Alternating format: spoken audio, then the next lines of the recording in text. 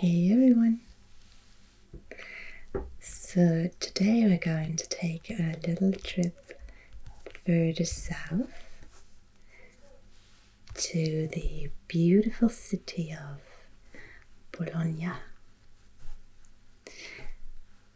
Bologna is more in the north of Italy, in the region of Emilia-Romagna, and it's a very, very old city. It was founded something like 3,000 years ago. Or at least we know that there was settlement in the area.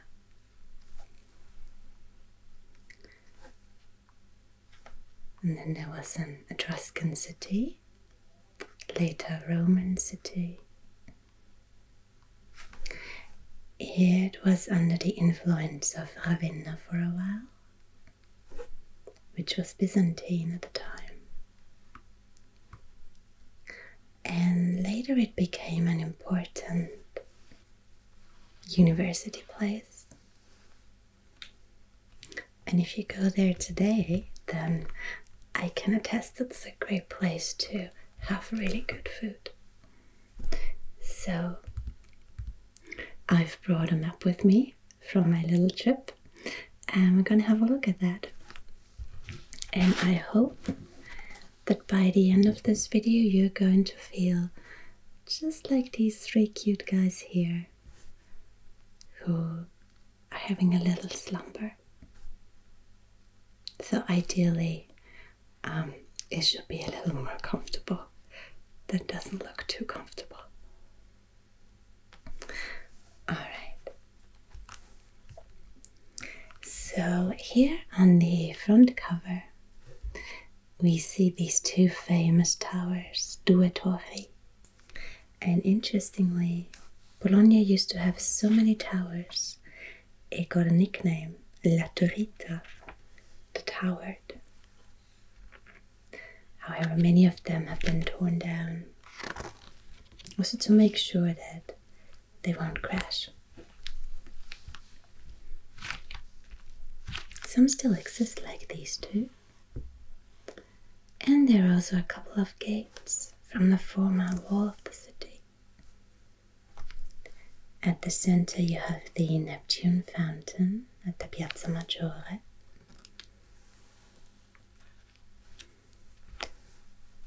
Which would be right behind this place here.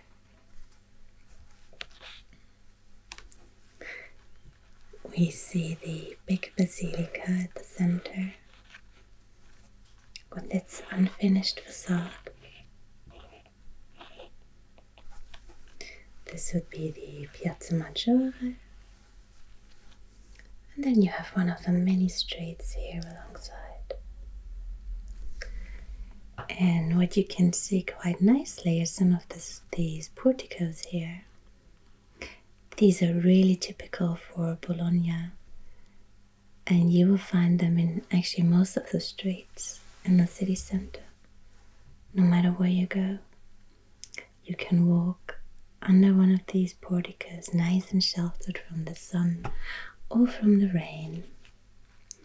And all in all, there are 38 kilometers of porticos. One of them, over the length of 4 kilometers, leads up to this beautiful place here, the Sanctuary of San Luca. This was a church from the Middle Ages, later rebuilt in this beautiful form here. You can go all the way to the top here and look out across the beautiful hills around Bologna. And then you can go back down through these over 600 vaults through the porticos. Interestingly, there is an icon stored here in this basilica, and once a year it is carried down into the main city. And of course, this is a great way to carry it down because it's nice and sheltered from the elements. let's see what the text says before we continue. So it says that Bologna is the 7th Italian city by population. It's the capital of the province and its region, Emilia-Romagna. The metropolitan area has over 1 million inhabitants, and it lies between the Po Valley and the hills of the Apennine. Its cuisine is well known for its variety of local products such as tortellini, lasagna, ragu, as the Bolognese sauce is called here, and the famous mortadella. On the other hand, spaghetti bolognese has never been a local or a national dish. While I was in one of the restaurants, I've heard some other tourists, I should say, getting help with the menu from some locals, and the tourist asked about sauce bolognese, and it was almost like in that meme going around. The Italians went, "No, it's forbidden, it's illegal here." It was a bit of a joke. So in terms of architecture, we already know that Bologna is known throughout the world for its towers and its colonnades. And Bologna keeps intact its medieval and Renaissance identity without overlooking the need for a contemporary life. It is called the Tower because of the many towers defining its skyline in medieval times, and 22 of these still exist. The two that we've seen on the front are the Asinelli Tower at 97 meters, and the Garisenda at 48 meters. And you can see that this is a leaning tower.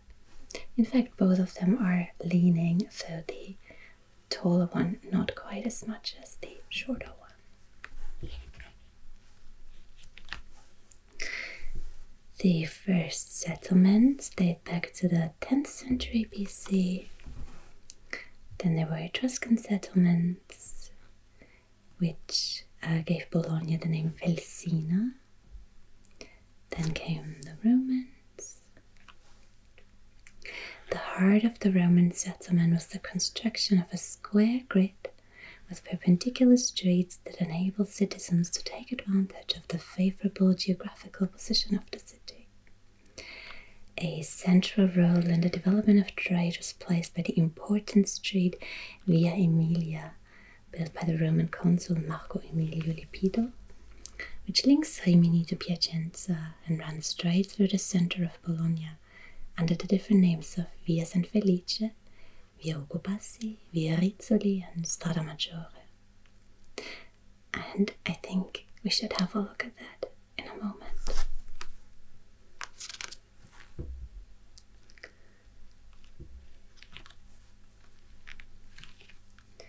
Here we also have a date for the university. It was founded in 1088, the Alma Mater Studiorum, one of the oldest universities in Western Europe.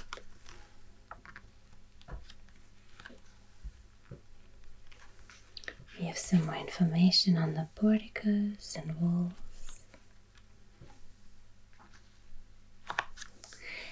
There are a number of waterways, however they're mostly underneath street level. And here we have another look at the Basilica of San Petronio with the unfinished facade. So on top we see the naked walls of the building. And down here, this beautiful, the beautiful start of a facade in white, and this really light pink.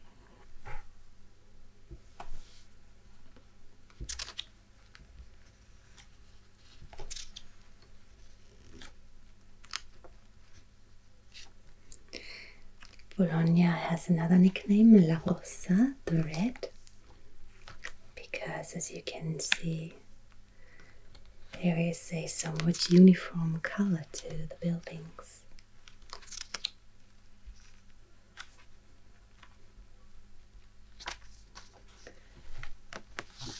And the other nickname is La Grassa, the fat, because the food's so good. Alright, let's just see. I have a second map.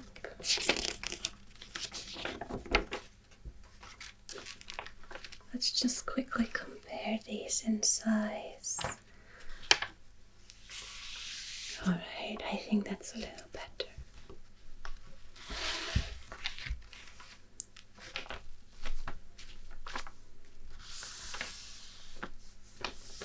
Straighten it out. And we can use this one for some information. So first of all, let's look for the Via Emilia.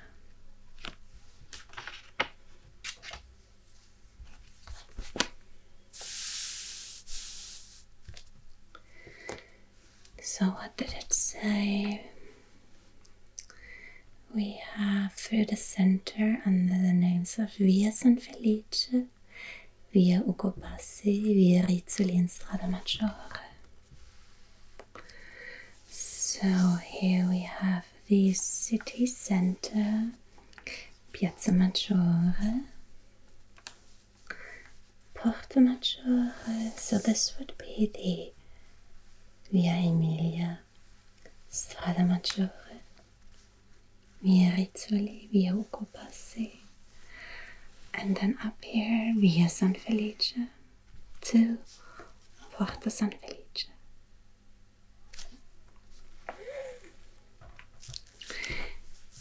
You can see that the city center has one of these ring roads leading around it.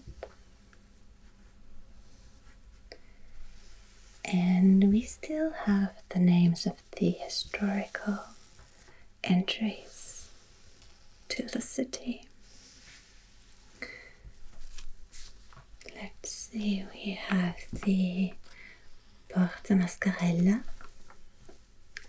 Porta San Donato, Porta San Vitale, Porta Maggiore, Porta Santo Stefano, Porta San Mamolo, Porta Saragozza, Porta San Isaia and San Felice, and the Porta Lama. The two towers are located right here. So this would have been along the Strada Maggiore into the very center of the city. There are some additional ports, like this one here, Porta Nuova.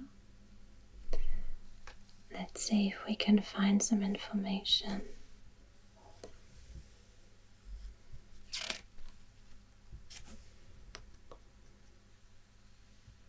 So,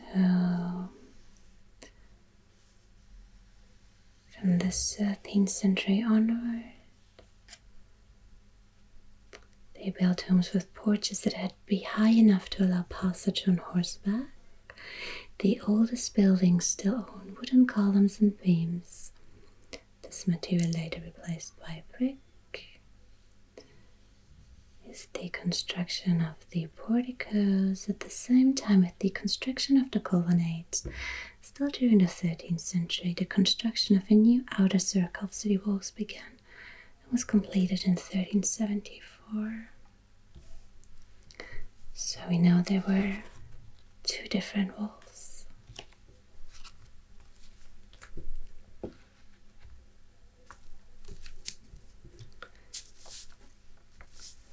Let's go for a little stroll here. We have the Piazza Maggiore and the Piazza del Nettuno right next to it. and Piazza Grande. So there's 3 squares right next to one another. This here would be the Quadrilatero district, the Via dei Musei. So number 10 in fact is a museum.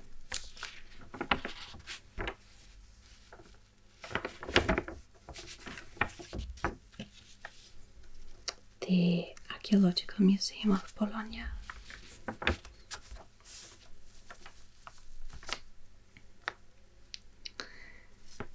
If we continue here, we get to Via Castiglione, which leads us out towards the ring road. We can continue over here, Via Santo Stefano, or we can walk all the way up here, past Piazza del Mercanzia, to Strada Maggiore, past the 2 towers. Can take Via San Vitale, or Via Samboni, past the former Jewish ghetto, up to Piazza Verdi, to the University District, to the Porta San Donato. From Porta San Donato, we have the Via Inerio, leading all the way across. It turns to Via dei Mille and Via Don Minzoni, and we get out here on the other side.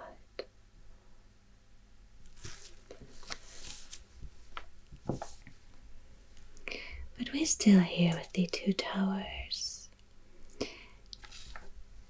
We could continue past Via Rizzoli and maybe take a little detour Via Altabella, Via Montegrappa, Via Goito, Via Marsala, Via Bertiera, or walk along here past this major shopping street, Via dell'Indipendenza, all the way north to the bus and coach station, past the Park of Montagnola.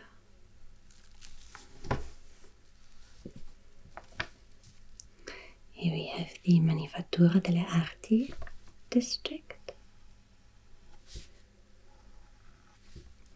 We have the Via delle Lame. And we already know Via San Felice, Via del Fratello, Tanisaia, Via Barberia. And then we're almost back at the Piazza Maggiore, where we can take Via del Seio to the south. Or we stop here at this corner, Via Urbana, Via Saragossa, and from this port here starts the way towards San Luca.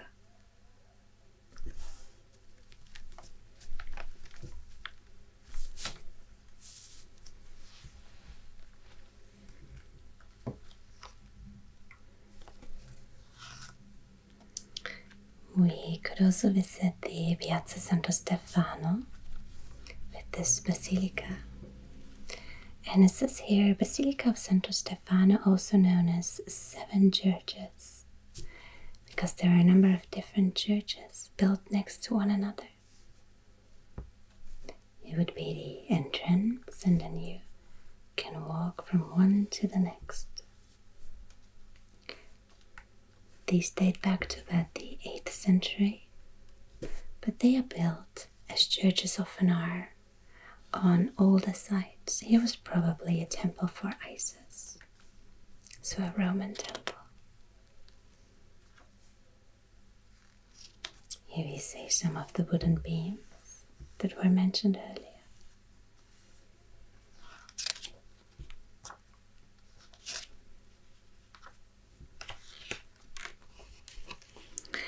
And one more really interesting thing about Bologna is that since you had this really important university, you also see some maybe unexpected signs of scientific study in unusual places, like inside the Basilica. When you go in here, you will find the meridian line laid down in the aisle on the left-hand side. And it's about 60 meters long, so really quite long. And every day at noon, through a window, a beam of sunlight will fall down exactly on the meridian line, which allowed people to determine the exact altitude of the sun. And the person responsible for this meridian line was Giovanni Domenico Cassini, an astronomer who taught in Vienna, and whose name you might know from the Cassini spacecraft that flew to Saturn in the last 20 years. So it's named after the astronomer from Bologna.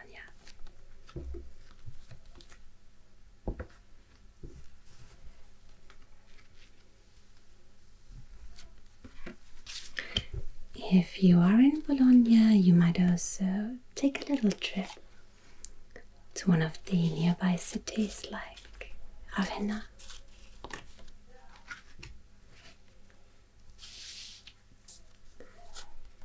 And to me, Ravenna is one of the most beautiful cities I've seen. There are some beautiful murals that you can find, like this one of Queen Theodora. And right across from it would be the Emperor Justinian.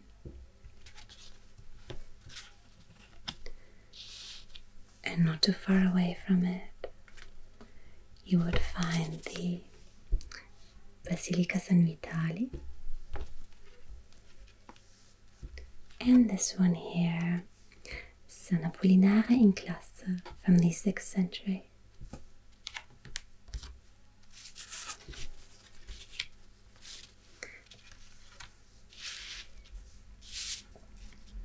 And what I love about this one, this is the main room in the church behind the altar, and it looks like a huge Garden of Eden,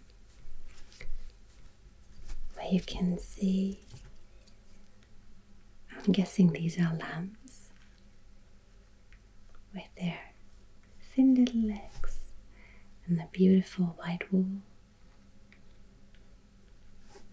You have these beautiful flowers, smaller ones in red,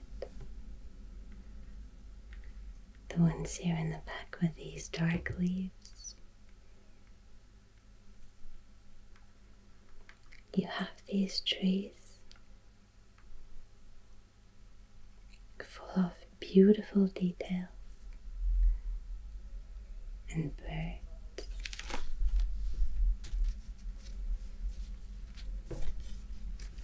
Here we have these blue blossoms and red ones. Another bird looking quite curious. And this beautiful peacock.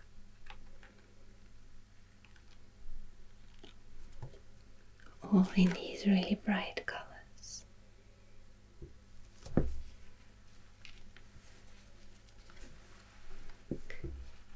Here we have birds.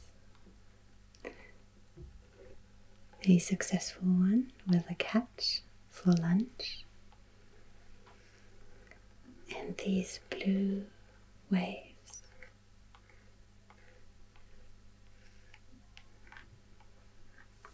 With the colors going from darker on the outside to a light turquoise on the inside.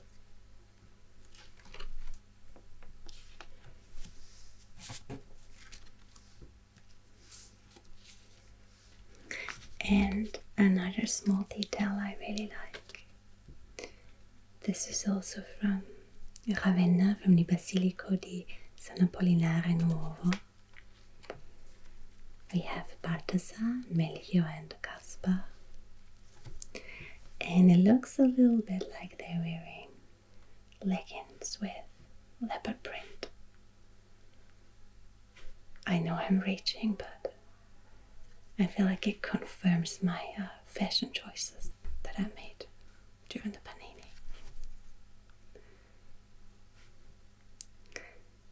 These could be dates here in the background on these palm trees.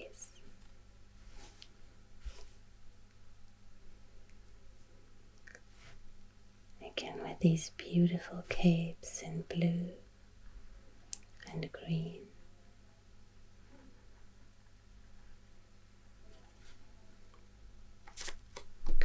So these definitely are some of my favorite works of art that I've seen so far.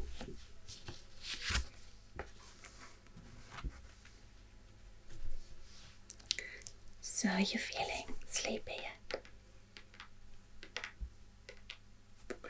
Maybe you're ready to doze off, or maybe you'd like to hear just a little more.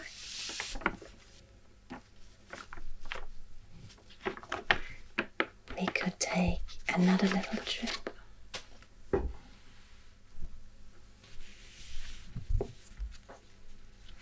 Also not far from Bologna, we could go to Modena.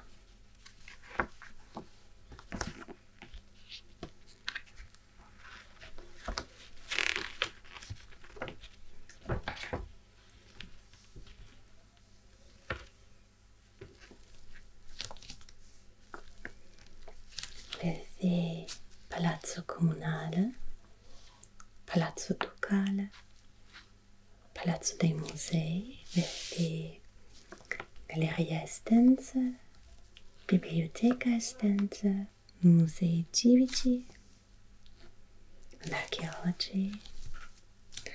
We have contemporary art in the Fondazione Modena Arte Visivi, Galleria Civica di Modena, Fondazione Fotografia, Museo della Figurina.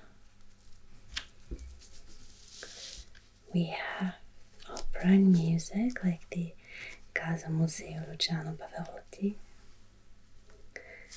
We have the Museo Enzo Ferrari, Museo Ferrari Maranello, Maserati Factory and Showroom, Panini Museum, Pagani Museum,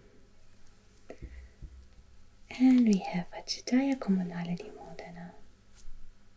And of course you can visit the market hall.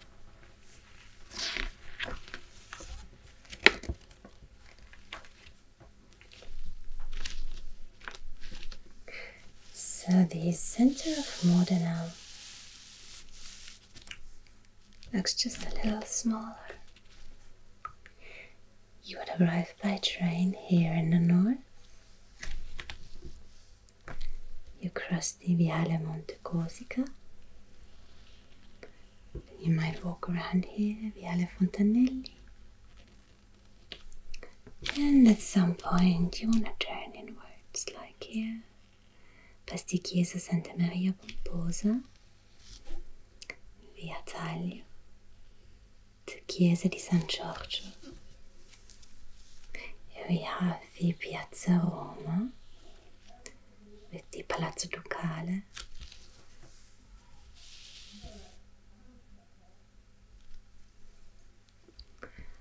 From here you can take any of these streets, whichever one you feel like walking along. Via Torre, Via Battisti, Fallopia, Rismondo, get to Piazza Matteotti, and again we have the Via Emilia, leading through the city towards Bologna. Right beside it we have the Piazza Grande with the Duomo or Torre Ghirlandina, the Palazzo Universitario, Palazzo dell'Università, Chiesa San Carlo. Here we have the Mercato Storico Albinelli. And you can see here on the outskirts that this here was probably the city wall. And later it turned into another ring street around this historical city center.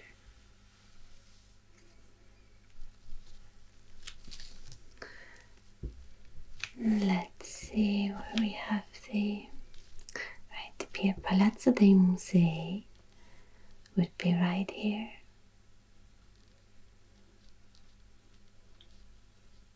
With a number of different museums and the different stories of the building.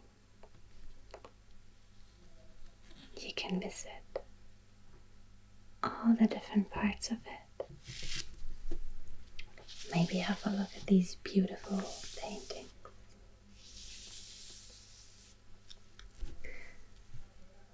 And after a nice little walk around this beautiful city, maybe you'll turn back north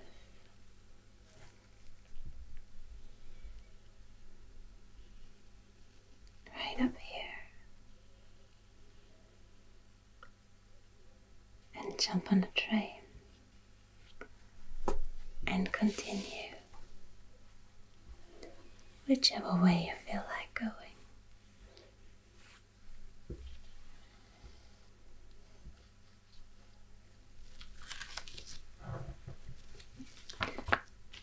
Personally, I'm hoping to jump on a night train soon and to snuggle up and just slowly drift off to the sound of the train on the rails and have dreams of whichever places I pass by, whichever places I plan on going to visit.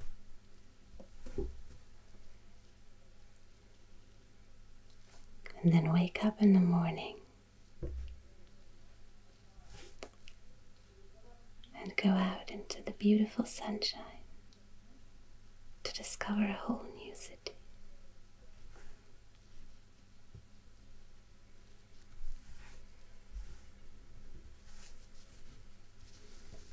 Alright.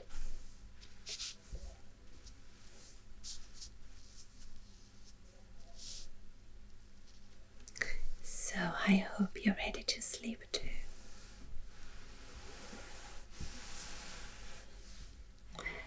Thank you for spending some time with me, and I'll see you again next week.